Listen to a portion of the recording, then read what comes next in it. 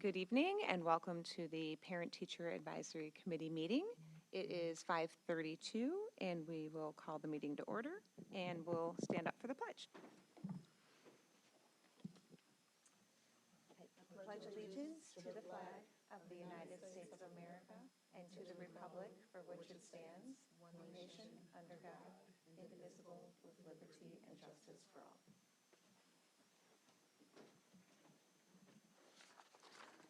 Okay, forgive me as my computer isn't completely logged in, but I'm doing my best. Do we have any public comments? No? Okay. Oh, yeah, can you call the roll, Sultana? Thank you. Mrs. Hassler, Thank you. Here. Mrs. Asif, Here. Mrs. Slawinski, Here. Dr. Henry, Here. and we have our two parent committee members, Dr. Verma and Ms. Gamrat. How do you pronounce it? Gamrat. Okay. Thank you. Thank you. Okay, and then we have the approval of the regular board minutes from October 8th, 2025. Any changes to those minutes? Hearing none. They will be approved. And we will, at this time, move on to our first topic for discussion. And I believe that Mrs. Daniels is going to talk us through that. Thank you. Yes, thank you. As you are aware, this year we launched the first parent education series directly in alignment with our strategic plan and part of our effort to increase two-way communication with our families. Each session was designed strategically and following some direct feedback from our community. We did a survey and some outreach to find out what topics people would like to hear about during the survey. For that survey in particular, we had 110 responses. The top responses were anti-bullying, safe social media use for teens, brain-based learning, and managing anxiety in adolescents. And then we also asked them if they would prefer in-person or virtual. You see the majority did say virtual, but some did say in-person. So as we continued on to do our programming, we made sure that we had a combination and created hybrid opportunities where possible. Take these off so I can see my paper. I'll say our funding for this event was supplied generously by Foundation 205, so we're extremely grateful for their partnership in this opportunity to provide this for our families. The first event was held in November of 2025 with Dr. Emily Kircher-Morris presenting on neurodiversity. And then in January, Dr. Laura Keller presented on understanding anxiety. And the final presentation of the series was just recently held at Bryan Middle School, and it featured Carolyn Orr from the Office of the Illinois Attorney General, Investigations and Internet Crimes Against Children Task Force. That's a mouthful.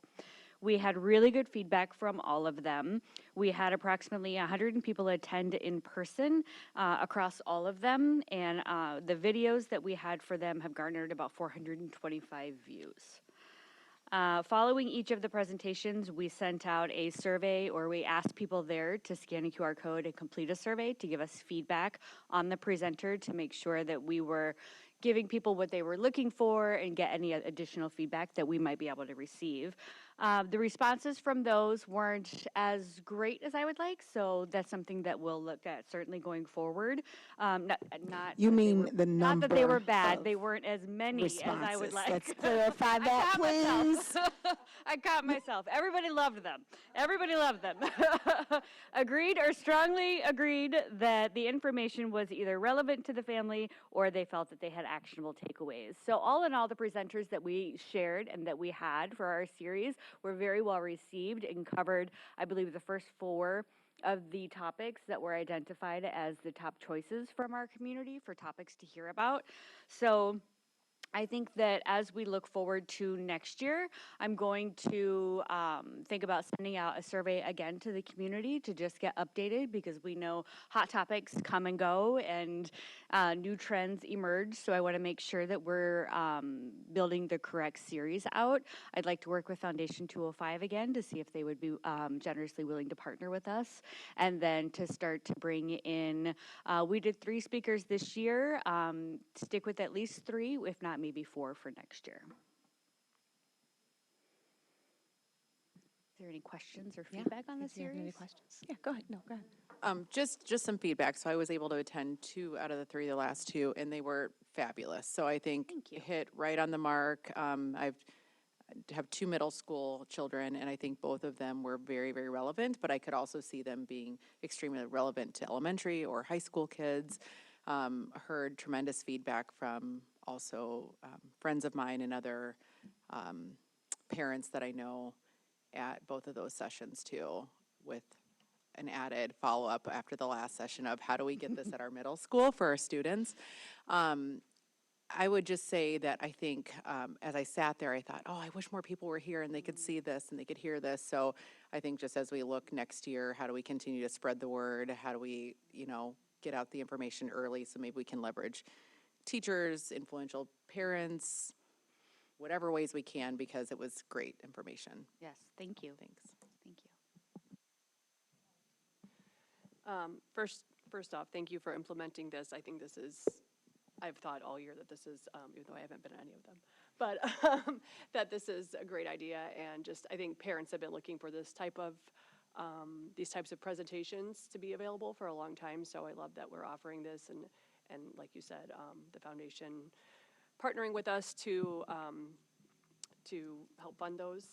I know you said there were videos of the presentations, but are they like available on the website, or is it like a one-time, like they watch the video? So the first one, on the neurodiversity, she had requested that we take it down after a little while, and so did the second one.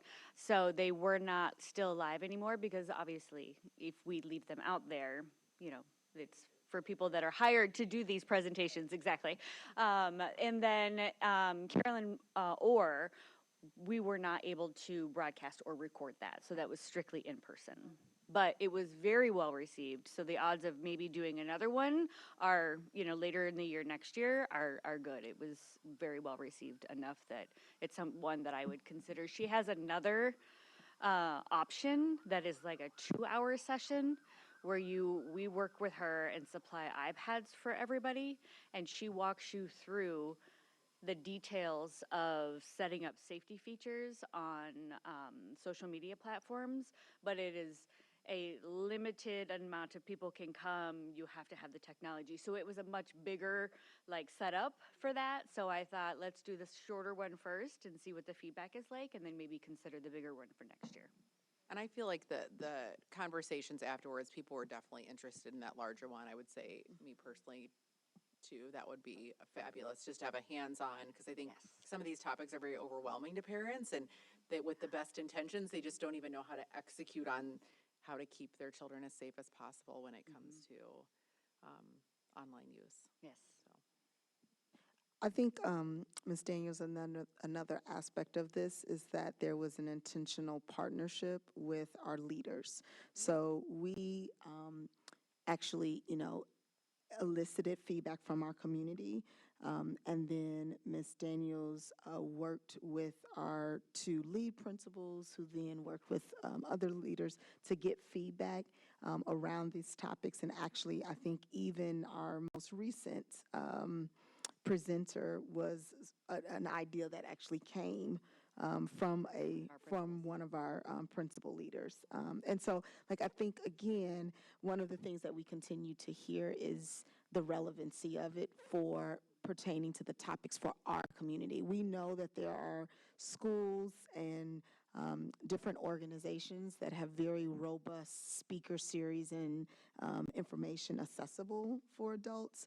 And it's just really great that we're thinking about what are the needs for Elmhurst, and where do we, see some of how can we utilize this structure in order to elevate common knowledge and information sharing in a really helpful way. I think it's really important. So I want to, again, just thank Ms. Daniels. We have really wonderful initiatives, and we've been very thoughtful about how those initiatives tie back to our strategic plan, and making sure that we're allocating resources, time, and appropriately to move in a direction. So we heard from our Board of Education and from our community members that this would be something worthwhile, and for Ms. Daniels to take this on and to be the point, and also to work with the foundation and work with principal leaders and make sure that we have appropriate advertisement for it. I think we got some feedback that this last session that it just kind of really, was shared, and I think the word accelerated in terms of the amount of engagement. So that doesn't just happen by happenstance. So I just wanted to, thank you for your efforts around it. Thank you. Really just to piggyback or second that, I just as a parent have seen, I'm always like, oh, I want to go to this. Like I've seen tons of like social media posts, and like I do feel like it's very well advertised for anybody who'd be interested. So thank you. Thank you. Yeah. I think it was really nice. It seems like we have like a wide array of topics, touching on different things. Was there any pattern were they all pretty much similarly attended, or were they just same night of the week, or was there any? I think, so being the first year, Yeah. I don't want to read into attendance very Yeah, much. yeah. I think the attendance continued to build with each one of the Yeah. sessions.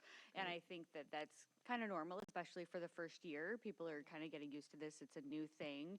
I also think that with the first one and the second one, we had live streaming options, so they didn't have to come in person. Oh, yeah. And so there were people that were watching it in real time live, and then some people were able to watch it on the video after. So then the last one was only in person, and they packed the library at Bryant. Great. So I think that there are variables that apply to each of them. Yeah. But I think as we continue to move forward with this year over year, I think attendance will continue to grow. Yeah, I think you're right. When people come to expect it, and it's something that is a regular cadence for us, then they're looking for it, and attendance will probably pick up too. And it's funny because with social media, like I can't control the algorithms. However, as people start to engage with it more and hear about it more and share it with each other more, Yeah. it starts Yeah. to get fed to more profiles. And I had multiple people with this last one tell me I've seen it everywhere. Oh, So it's not just what we're doing, it's the conversation and activity around it on social media that the social media platforms naturally feed it into their algorithm more. Great. Did you guys have any questions or comments about? No, nothing. Okay. Anything else, Dr. Campbell? No, and so our next steps is we're already kind of gearing up for next year, and so we will be sending out a survey. I think that's really helpful information. I know it's a busy time, but sending out that survey so that we can start that forward planning and being thoughtful about various speakers, and then also working with our partners. The other thing I wanted to mention is that I did recently have a conversation with a PTA representative over programming. And so we worked previously, Foundation has been amazing in their support and their financial support.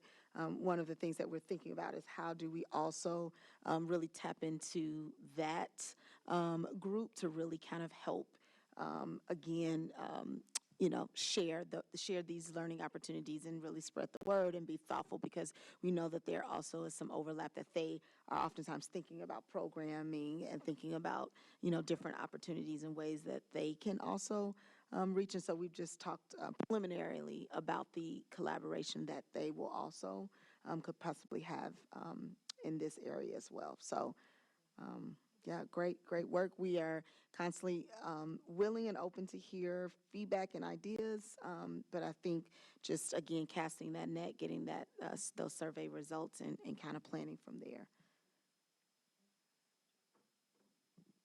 great. Thank you so much. Thank you. Appreciate it.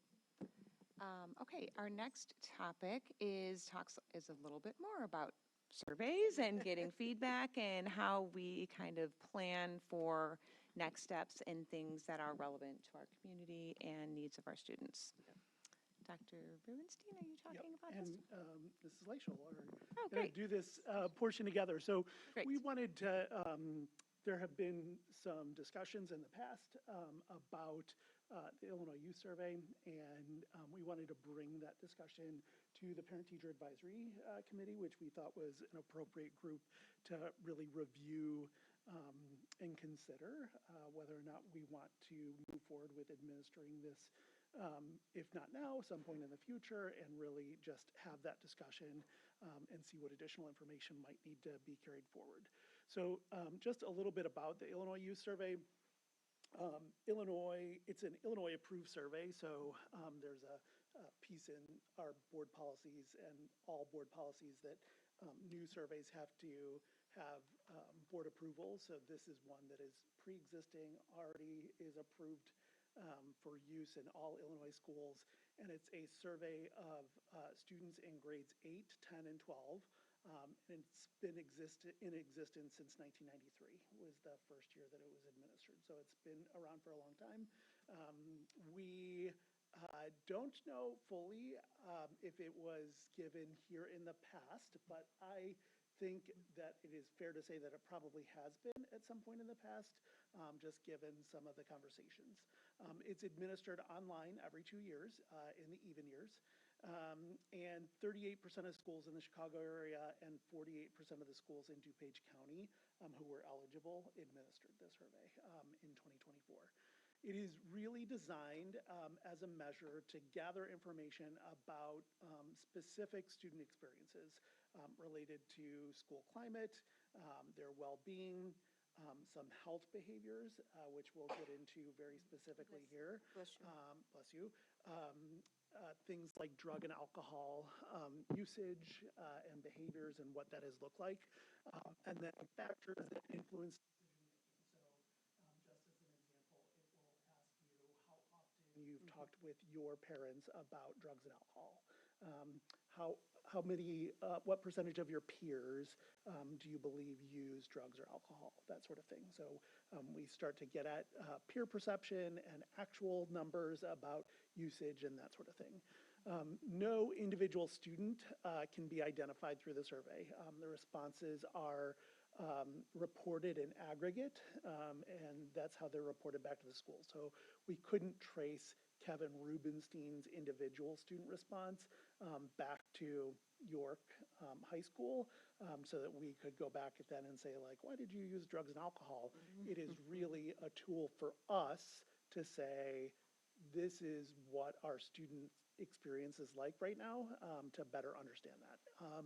The results really assist schools and districts in identifying and reducing high-risk behaviors. So I will tell you that in my last district in Lake Bluff, we use this in conjunction with our other partner schools, so Lake Forest High School, and then the other elementary district did it, and there were a number of community organizations then that use that for seeking grants, for working with other organizations to reduce drug and alcohol usage within the community, to help parents to understand what that looks like, sort of how Ms. Daniels was talking about some of the online safety pieces there, doing that in a similar way, really understanding and then measuring it.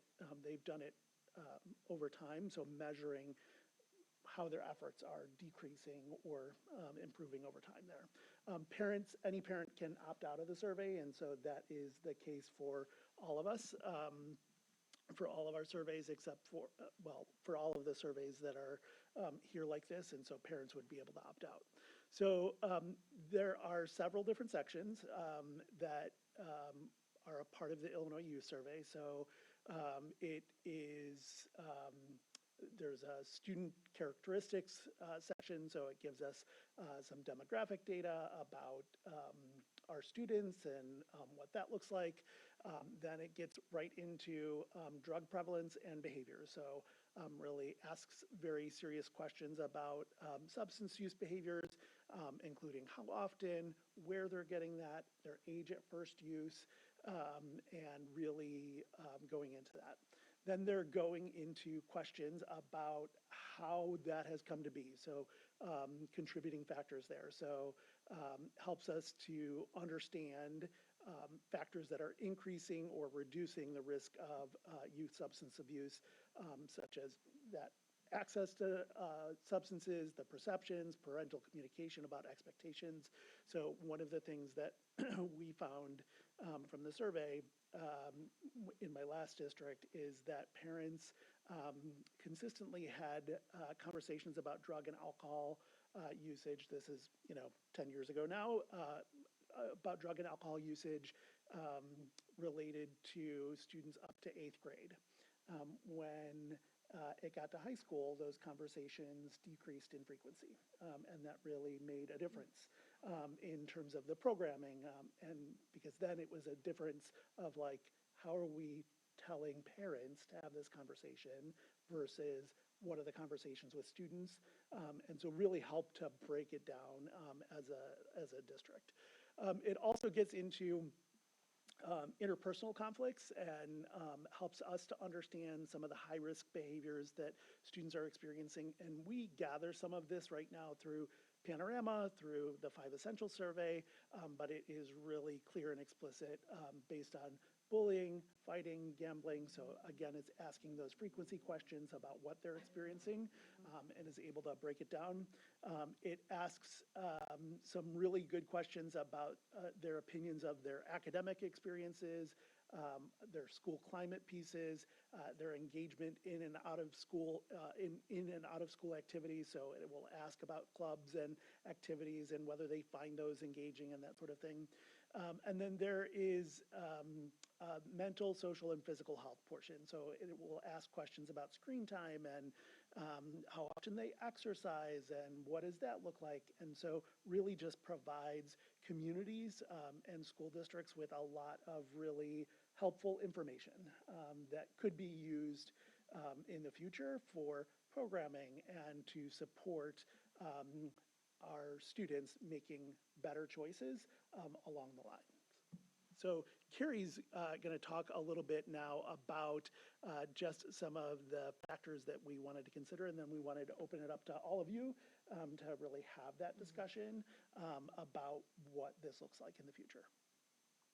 Sure. So just some considerations that we populated as we lead into a more open discussion. So, right, some positive possible outcomes are going to be early identification of student needs, really hearing from the students, both their perception of their peers and what behaviors they're identifying that they might want to explore currently or in the future. Data to build and strengthen prevention. So like Tanya mentioned around, data collection of what people are interested in learning about. This could also help identify some trends about where we want to prioritize our time and our resources to really make sure that we're responding to our students' needs. Part of the report, Dr. Rubenstein has sample reports if you're interested in looking at them, but part of the report is you can kind of see how our numbers compare to the region and the state. So again, when you're looking at some of the answers to questions, you can compare to see where we might be right in line with other schools or districts, and then maybe over or under that benchmark. So really kind of some nice comparison data, resource allocation I already mentioned, and then elevating the student voice and decision making. So of course, talking to students, but also a way for them to share their perceptions in an anonymous way. Challenges to think through are some of the questions are sensitive, and so really thinking about the preparation and communication around the purpose of the survey, following up on survey responses and making sure that when we get the information, we're able to respond to it. Again, we won't know about individual students' responses, but that trend data, and then just making sure it's not seen as another survey, so survey fatigue. They do mention that it takes about 45 minutes, so it'd be about a class period. But really just making sure that they're able to focus on it. So some questions, we're open to any thoughts or initial questions, but just some guiding questions to start off the conversation. How would this how could this information support the implementations of the district strategic plan? What's top of mind for you around families and, again, communication around the survey if we were going in that direction? And then what commitments should we make about how we're going to share the information or results from the survey? And so one next step, depending on how this conversation goes, is Dr. Rubenstein's certainly going to connect with our middle school and high school leadership teams just to get their perspective as well. But just wanted to kind of open up the conversation for this team as well. Felt timely. Thank you so much for all that information, and we just start off with some questions. Does anybody go first? I'm like Courtney. Oh, sorry. Did you want to go first? I'm like Courtney at the other meetings. First up, I want to say this is a school counselor's dream, this survey, so I am for it. I know there's obviously some overlap with some of the other surveys we do, and, I hear that concern about possibly like survey fatigue and just maybe how that will be worked out. But I still think it's a good idea because it will show us those areas that we don't have the information on from the other surveys, and I think that's really relevant information for the middle school and high school levels. And although they're sensitive topics, I obviously, like we all know, the parents are able to opt out of if they're not comfortable with their students having or taking that survey and being exposed to that type of information or those types of questions.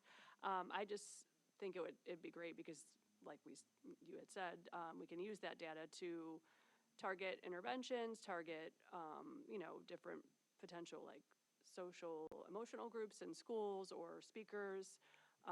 So I just think it could be super beneficial, and I think it does tie into our strategic plan. My one question is, I know you said there's no like identifiable details, like you can't have there won't be names or anything like that, but is it broken down by like a middle schooler versus a high school took this, or like it's Bryan versus Sandburg? Yeah, there are two different versions of the survey. There's an 8th grade survey and then a high school survey. Okay. And so we'll get information about, there's just a sample school report, but you get that as the school district. And then obviously through the University of Illinois and Illinois Department of Human Services are the ones who administer the survey. And so they can get more granular in how they break that down. And so, But we would have that information potentially to be like, oh, at Churchville, we're seeing this, but not at Sandburg, and maybe we want this here, not this here, or whatever. Okay, that's correct. that's great. And it also breaks it down by grade band, so percentage rate student Oh, great. questions that overlap for all 3 grades. It'll show you, percentage of 8th, 10th, and 12th, so you can see, again, as students get older, maybe how it's shifting. Again, different students, but Yeah. valuable. Okay. Sarah, did you have a question?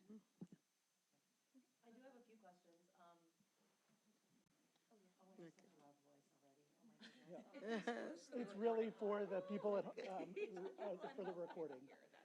You got it, no problem. One caveat that I had when I was taking a look at some of the information prior to the meeting was, one thing that I'm concerned about is that it is research-based and it's not an evidence-based survey. So that was just a concern of mine. I was thinking a little bit more about you talking about the purpose of the survey, and I think that if this is something that we were going to present to our youth, I think that they would most likely give us more genuine responses if we were to present it with the purpose. So I'm thinking about being proactive and thinking about possibilities. We might not know exactly what we're going to do with the information just yet, but presenting it to the students by saying, hey, this could potentially bring different speakers or potentially bring different youth groups to the schools or to the community for that matter. I do see the testing and the survey fatigue.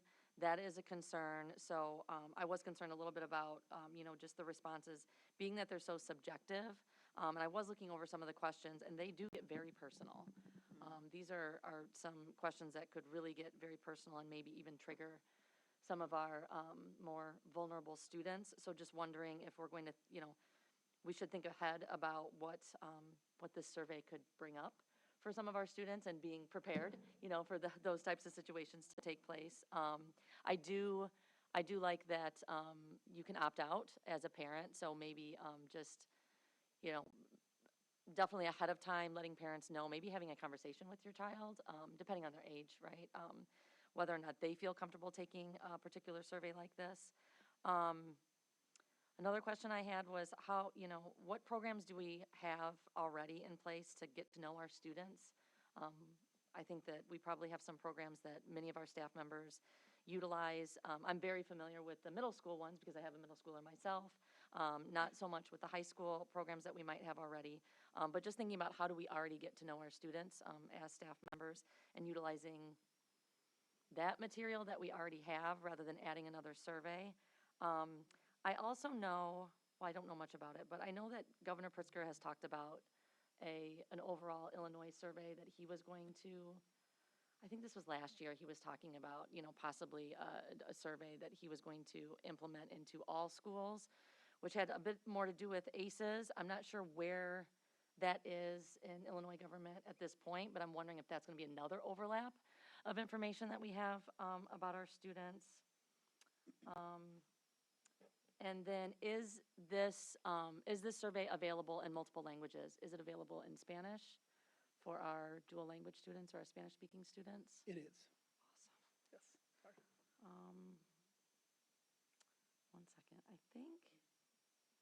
I think those were all the questions I just, I had just off the top of my head right away when I was just looking over some of the format of the survey. Oh, I know one more, sorry. When the students take the survey, are the results instantaneous? Are we able to take the results from, let's say, 26, 27, then act upon them for that school year? Or would it be that following year? Yeah, so some of this is just based on recollection. The results are not instantaneous, so it takes some time to generate a report, but certainly time to plan for programming for the following school year and to really make a difference with those students and each of those pieces there. Carrie and I had a conversation yesterday with a couple of other leaders about that survey fatigue and our overlap in surveys in different areas. And as we're looking at surveys across the district, there's another one that you did mention. So in beginning of the 27-28 school year, not this next school year, but the year after that, Illinois is going to require a mental health screener for all students in grades 3 through 12. And so that is different than a panorama survey, which is really focused on school climate and culture and that sort of thing. So we are really cognizant of what we are measuring and how we are doing that. And to be clear, if we chose to give this survey, let's just say this year, we're committing to a one-time survey. We're not committing to doing it multiple times unless that is something that we then want to sort of say, like, how are we tracking that and what does that look like? Because there are some things, like you said, very personal things related to drug and alcohol use that we are not currently formally measuring in any real way. And so that could be very, very helpful information to us. But we are very, very cognizant of all of these pieces here related to each of those aspects. One final thing, and not to give a plug for something in the future, but at our committee of the whole meeting in May, early May, we're going to be talking a little bit about secondary student supports and what that looks like, and how our teams at the middle schools and the high schools really get to know students and what that looks like overall. And so there will be more information. There is a lot that happens behind the scenes at York High School, and so and then even more that is being added in the future. So you'll be hearing more about that. And thanks for your good questions. There's a lot of good points to bring up. In response to one thing that Sarah said, I would assume that our social workers and that team would be present or a part of the process of administering this survey so that if there are students that they know of that might, have a hard time with certain subject matter or, that they would be a part of the process. Is that true? So it is a broadly administered survey, and so it would be really challenging to have like our social workers and school counselors present for the administration of every survey. But I think that what we could do is preview the survey with them so that they can flag for us, like, you may want to follow up with Kevin or check in with Kevin and just make sure that there's a little bit there that we are checking into. Or that they know that after they take the survey, they know who they can go Who they talk can to follow if up they with, need yes. to have those extra resources. Yeah. Yeah. I mean, this is obviously not relevant to this district, but where I am, we do something similar. I mean, it's not the Illinois Youth Survey, but we do like a mental health awareness program every year. And I don't know if this would work, but just an idea, or, when we start really digging into it a little bit more, we break up the days, like, we'll do one grade this, you know what I mean? I know this is like certain grades and certain years, but, and then because the counselors and social workers do,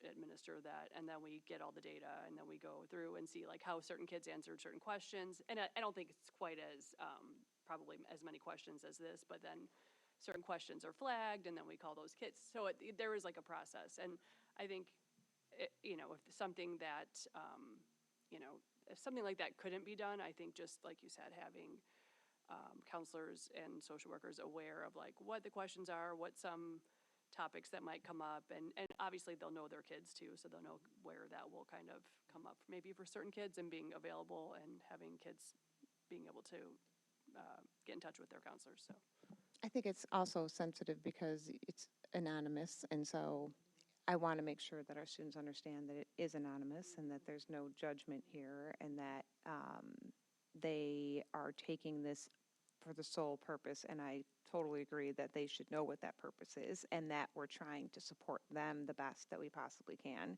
and really focus our efforts as a district on the needs of our students instead of trying to guess what those needs might be or do our best to try to figure it out.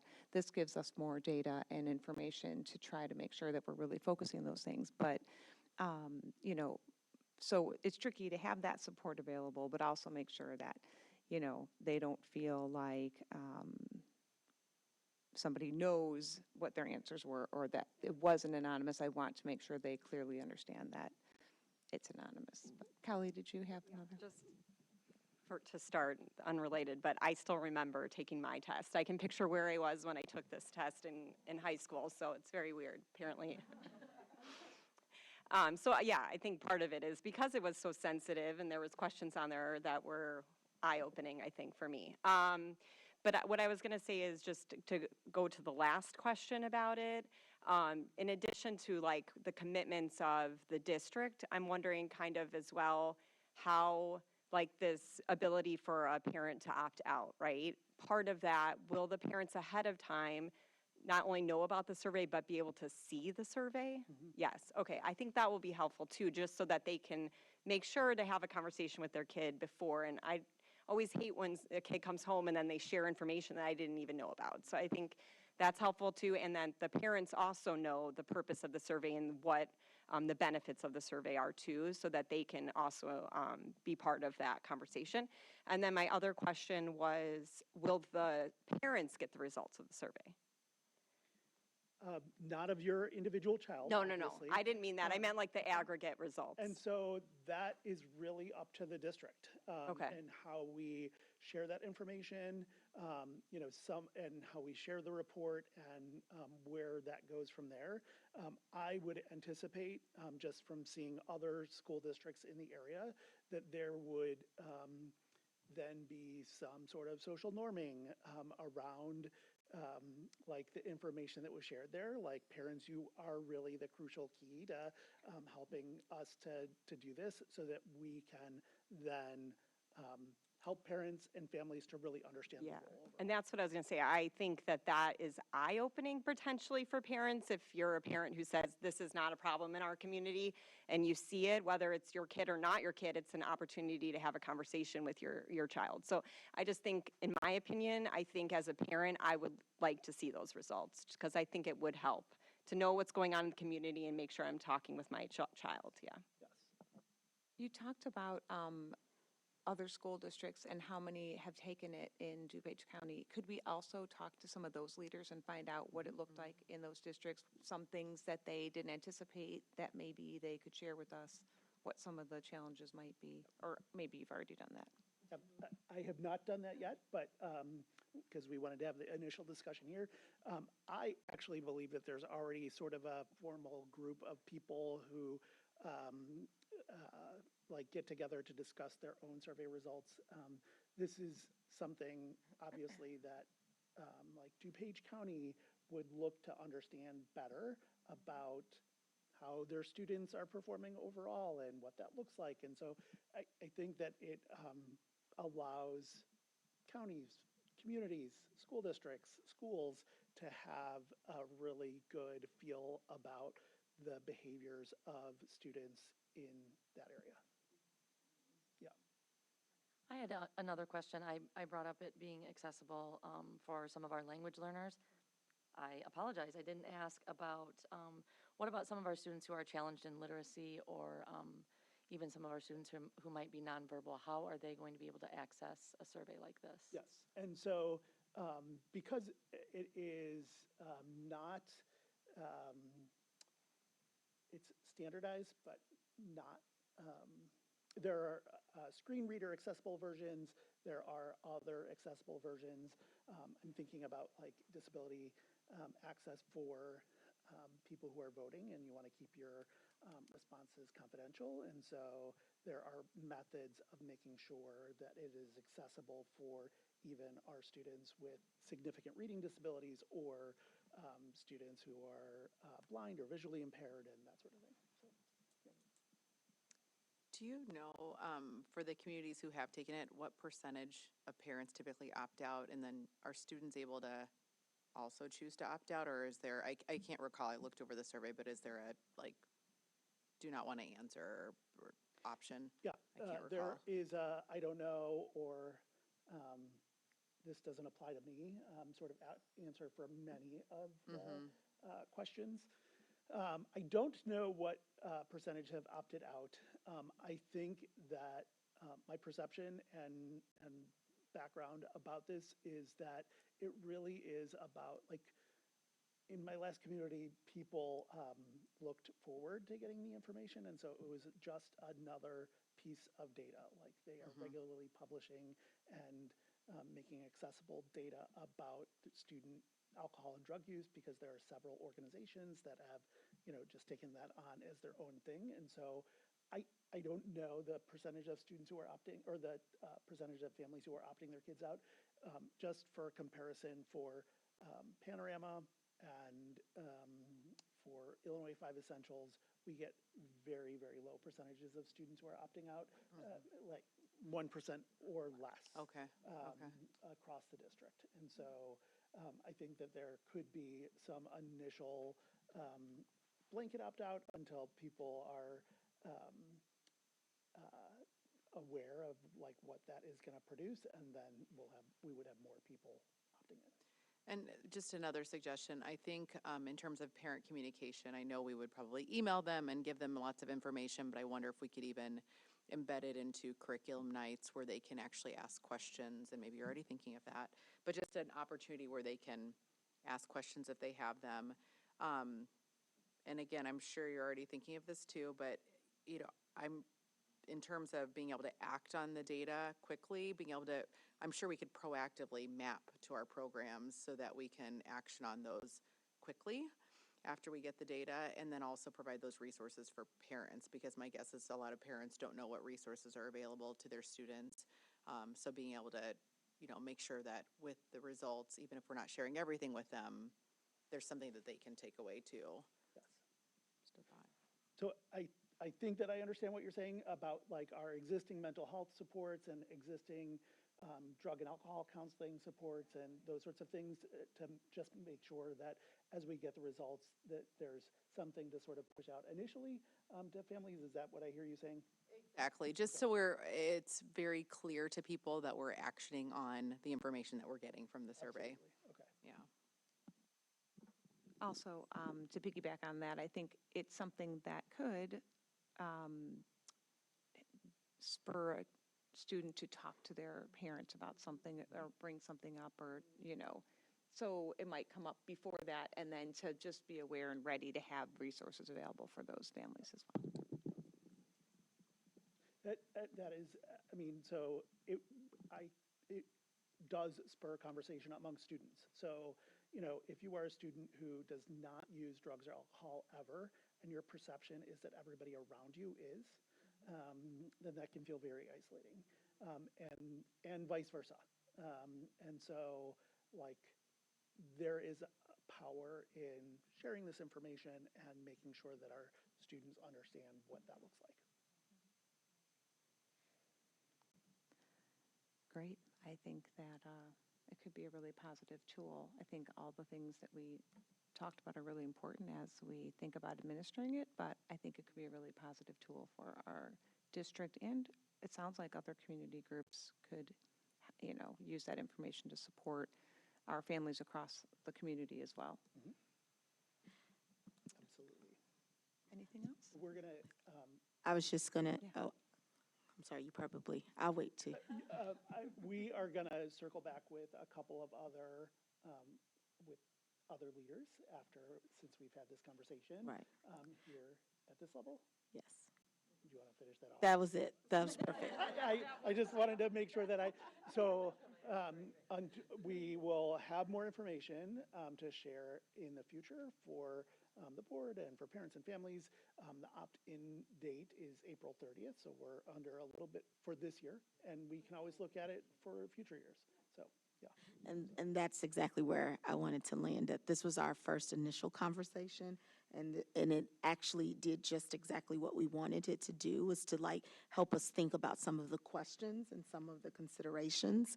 But clearly, there is still a lot, there's some more inquiry work and some more follow-up we need to do. So more than likely, we will be putting some of this information into motion so that then potentially at our next opportunity, we can opt in. But we will come back to this group to just kind of talk about where we are. Things like ideas about if it is a survey year, embedding that in curriculum night, right? Like that's something that we then have to have a much longer kind of runway in order to do that. So, but thank you so much for this, and we will make sure that we circle back with this group in terms of some of our follow-ups as it relates to the survey.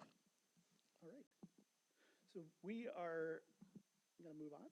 Yep, that's what I was going to say. Thank you. All right. I'm sorry. So Kevin, this is not your meeting. We gave you the clicker. We gave you the clicker. Now you have the power, and you're just like, we pause, and then we're gonna let Beth identify if we're able to go to. Just moving on to our next topic. Thank you, Kevin. On reviewing the parent-student handbook and some of the changes that might be occurring. yes. So let me just say, this is the earliest that we've ever reviewed the parent-student handbook. And so the parent-student handbook really outlines expectations for behavior, learning, safety. It explains all of the student rights and responsibilities, describes procedures and supports that are in place to help all of our students succeed. There are actually several places in board policy and state law that say, like, this has to be posted in the student handbook, and there are a lot of things. And so while it is long, it has to be there in some place. So just as an example, there was something every 4 years districts get audited, and so related to all of our practices and making sure that we have all of these pieces in place. And a couple years ago, there was something about like recess that we were not notifying parents about, the fact that we can't take away recess as a disciplinary measure, that sort of thing. And so that's where we put that information.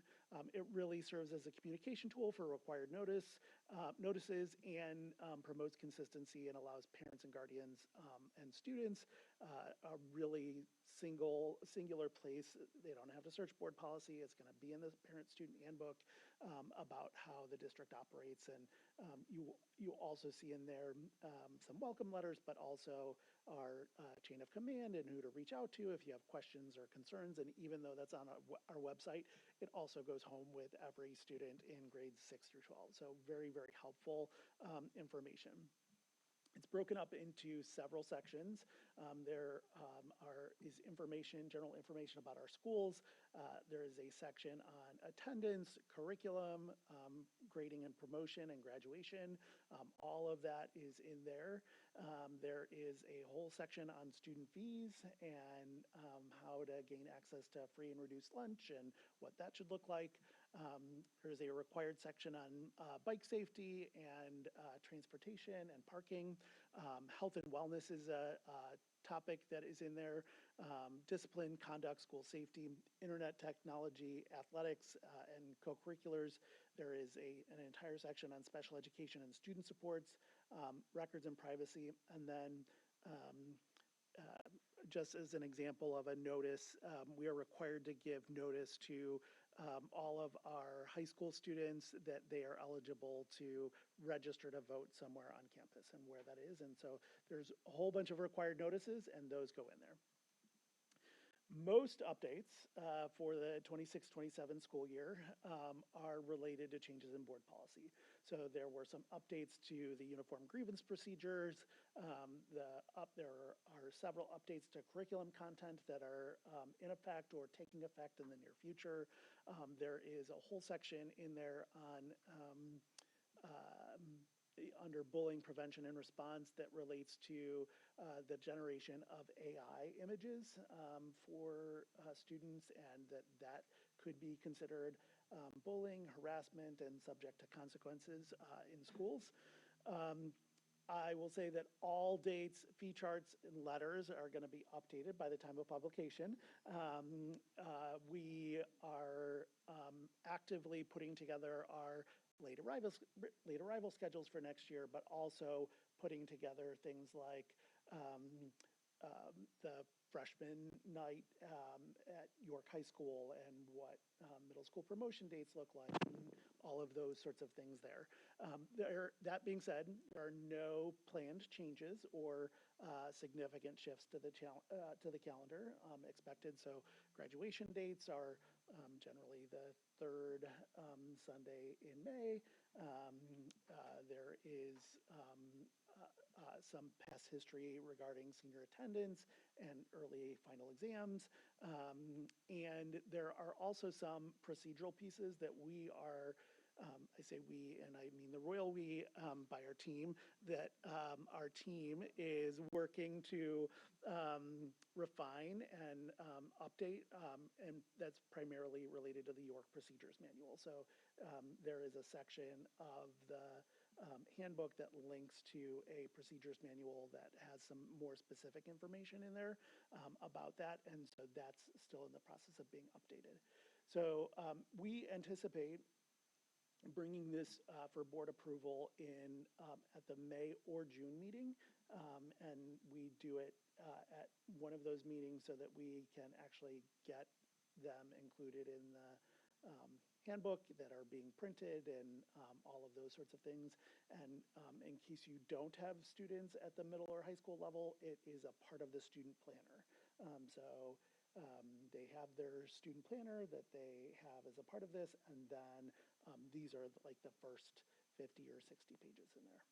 So this is really the fine print in there, and so we wanted to just open it up to all of you, having had reviewed some of the red line versions, and really get any feedback that you have so that we have time to make those changes before the final board approval.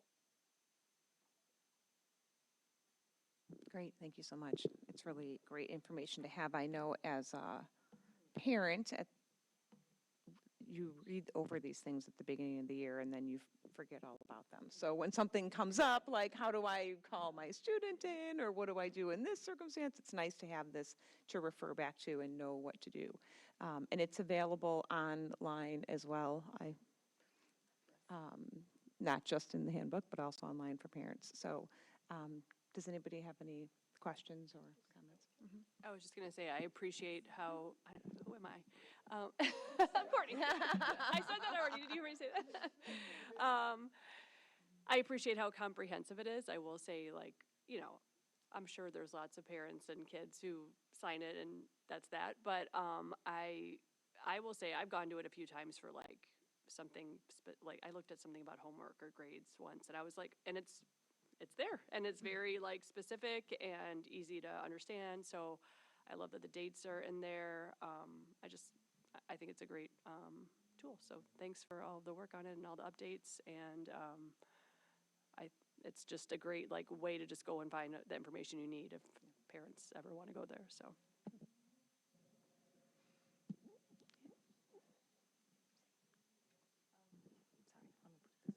Sure. I just have one request, or rather a recommendation. So this is probably the very first time I'm actually getting a very good, clear picture of what this handbook is. And it's pretty sad, and I'm at fault, but my son is going to be in third grade, and I see this every year, and like you said, Kelly, that just go in and sign in. And I didn't realize, that it was so comprehensive. So for people who have only one child, or if they're sending their kids for the first time to school here in District 205, maybe just an email to say, this is all the information that this has. Please keep that in mind. And then just a kind reminder to parents who have kids going to middle school and high school as well for the first time, because those are the places where you have a lot of bullying. That's when it really, really starts, unfortunately. So just so that they know what are some of the systems that the district has in place, so that we can get the proper recourse for whatever. And also just to know what are the different resources available. My son being on the spectrum, now next time when you send it, I actually read it, and I will have better conversations during the IEP meetings. But it's just nice to know that this is the whole purpose behind it. So just also I want to say good job, because it is very comprehensive, yes. Yeah, I think that's great. And then also when changes do occur or any changes that are implemented after the next couple of board meetings, to maybe just highlight those to the community at the school that they pertain to, the level that they pertain to might help as well. Because I know everybody's not going to sit down and read through every part of it, but at least to highlight some of the changes that may have been made, I think is helpful for parents. Dr. Campbell. And just once again, and I know Dr. Rubenstein mentioned the power of we in this. There is a parent-student handbook committee that is comprised of team members across all levels of the district. And so I wanted to also just, again, give a public thank you to Dr. Rubenstein for leading that work. Because as he said, over the course of the last few years, we have created really clear structures. First being with the Board of Education and the review of policy and keeping and being so up to date with that then allows us to take that information and easily translate that into this particular handbook, as well as team members that are constantly reviewing the different statutes and laws that come into effect and how that then needs to translate into practice in our schools. And so it is just, I know sometimes we come here, we'll have one or two slides, a couple of bullet points, and it's like, this is great. There's a lot of work that goes behind, and I just wanted to publicly thank him and the entire team that work and have met several times in order to get to the place where this is the earliest that we've been able to have a draft ready to go. And so not to belabor the topic, but within that, we do know that we're also trying to work on finalizing calendars and dates as well.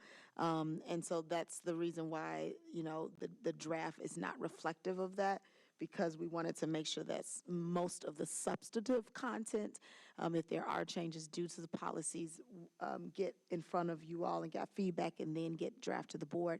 And then we look forward to kind of plugging in more of, you know, those dates and pieces as such. So the handbook committee has met a lot in the past because of where we're at with the handbooks. Because when I first started here and took over the procedures related to the handbook, there was a lot of work that needed to be done and updated, and some of the things were clearly outdated, and there were other things that in some ways we weren't really including in there at all that were very, very important. And so that committee has met less and less, and it's become more informal. And just being transparent, it's become more informal because of the fact that it is something that as things come up during the year, as an example, my teammates and people across the district send an email to me like, when you're thinking about the handbook for this next year, can you make sure that this portion gets updated? This is something that we're hearing about in offices all the time, and it would be helpful to have clarity around that. So like the nurses reached out with something that they talked about, that they've been talking about recently that is consistently coming up in parent conversations. The parent handbook says this, you know, what our practice is this, and we just want to make it clear. So. And thanks for highlighting that not only the dates and the fees will be updated, but also that this will be, again, coming to the board meeting in May or June. Yes. Another draft that will have all those changes in it so that it can be reviewed at that time before it goes to final draft. Yes. Great. Any other Whoa.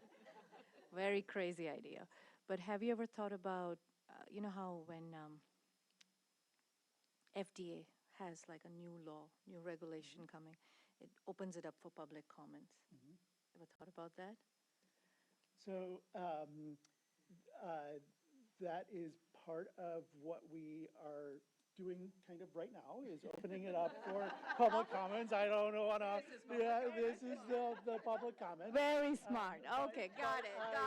But I will also say, so I would say, I'm gonna just venture a guess, 80% of the content is really driven by board policy. And so those policy discussions occur at the policy meeting, and then they are reviewed and approved by the board in general. And so if there's something that is a topic of you know, question or concern for people, that's really the time for people to give feedback about each of those topics. There are some things that it's kind of nebulous in the description about what needs to be included. So there has to be a description about counseling and student supports and that sort of thing in every student handbook that's required by law. It doesn't dictate exactly what that needs to look like. And so we bring that to this group and to the board for their review and approval there. So. I do think she had a great idea in like just highlighting to parents before asking them to sign it. Like that list that you had that has everything that's in there, just to let them know. They might be like, oh, I'm going to go read about that. Or, you know, they might not read the whole thing, but at least the sections that pertain to them at the time and might be helpful for them, and they understand the purpose of it. I think that's a great idea. Absolutely. Okay, anything else on that topic? And we'll look forward to seeing the next draft copy at the board meeting in May or June. Okay. Before we end, I want to say thank you to our parents who are here on this committee to have these discussions with us and give their time to be a part of this committee. It's really, really important work, and it's really helpful. We have some upcoming meetings, and we have a meeting on April 21st is our regular Board of Education meeting at 7 o'clock here in District 205 Center. And then, well, I thought we had another one coming up. Well, Committee of the Whole is a while off.